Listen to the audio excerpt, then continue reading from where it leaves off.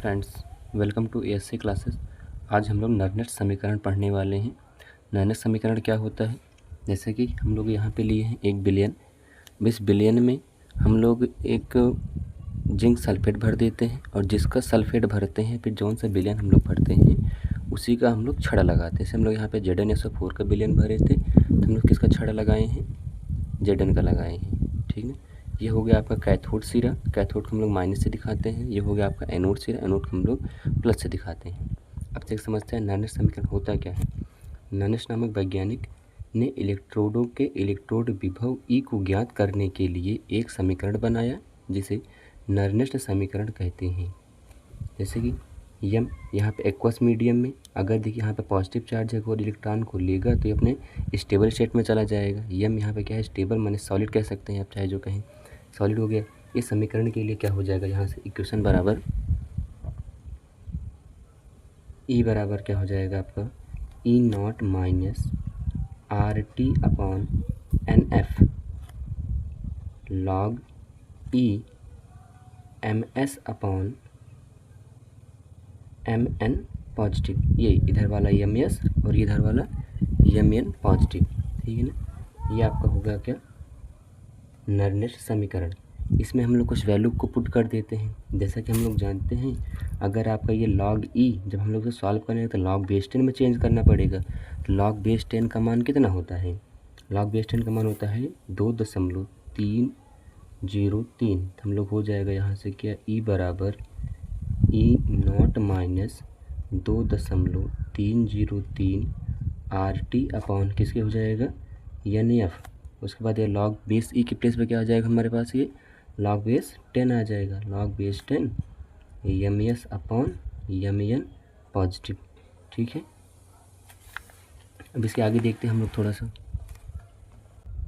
यहाँ पे E बराबर क्या हो जाएगा हमारे पास, E बराबर होता है इलेक्ट्रोड विभव।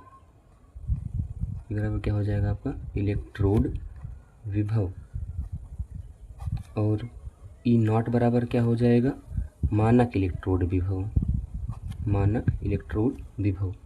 यहाँ पे हम लोग देखेंगे n बराबर क्या होगा, n बराबर होगा इलेक्ट्रॉन की संख्या, इलेक्ट्रॉनों की संख्या, इलेक्ट्रॉनों की संख्या हो गई। यह बराबर क्या होगा, फैराडे कांस्टेंट, फैराडे नियतांक, फैराडे कांस्टेंट हो गया। उसके बाद हम लोग देखते हैं R बराबर क्या होगा, रेडबर्ग कांस्टेंट माने गैस स्थिरांक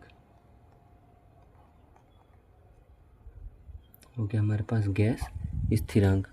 उसके बाद और एक और कुछ बचा है इसमें, N हो गया, F हो चुका है, M बचा है। M क्या होता है, M बराबर होता है धातु, मेटल, जिसका हम लोग मेटल का लिए रहते हैं। M बराबर हो गया हमारे पास धातु।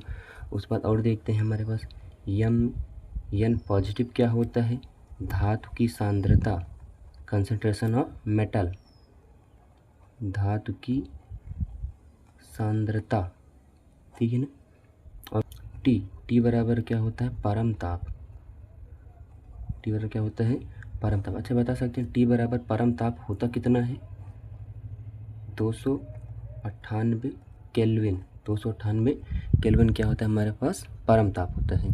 ठीक है ना। अगर हम लोग अब आगे यहाँ पे देखेंगे कि अगर नर्नेट समीकरण आपके एग्जाम में आ रहा है तो आप यहाँ तक लिख सकते हैं, लेकिन नर्नेट समीकरण पे न्यूमेरिकल भी आता है। न्यूमेरिकल सॉल्व करने के लिए हम लोग थोड़ा कुछ हमको मान ज्ञात होना चाहिए। जैसे हम लोग को पता होना चाहिए R बराबर कितना होता है, रेडबर्ग कांस्टेंट जो होता है R बराबर कितना होता है 8.31। और हम लोग जानते हैं T बराबर कितना बताया अभी, 298 केल्विन। उसके बाद F बराबर कितना होता है 96,500। या बराबर कितना होता है 96,500। M बराबर कितना होता है 1।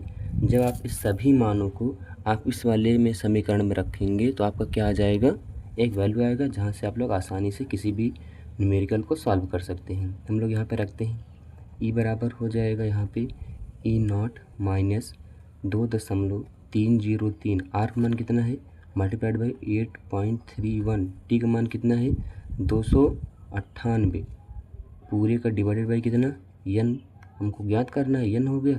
और F का मान कितना पता है हमको 96,500। उसके बाद यहाँ पे क्या हो जाएगा हमारे पास log बेस 10 और यम यस का मान कितना है, यम का मान मतलब 1 हो गया, तो 1 बटे कितना आ जाएगा, M N positive, M N positive. जब आप इसको पूरे कोई क्वेश्चन को सॉल्व करेंगे तो आपका कितना आ जाएगा, ई बराबर ई नॉट माइनस 0.0591 बटे किसके, एन के। पूरा सब काटेंगे आप लोग, पूरा देखिए इतना आंसर आएगा, log base 10 1 M N positive. ये हो गया आपका नर्नेट समीकरण। होपफुली आपको वीडियो अच्छा लगा होगा। थैंक यू, जय हिंद।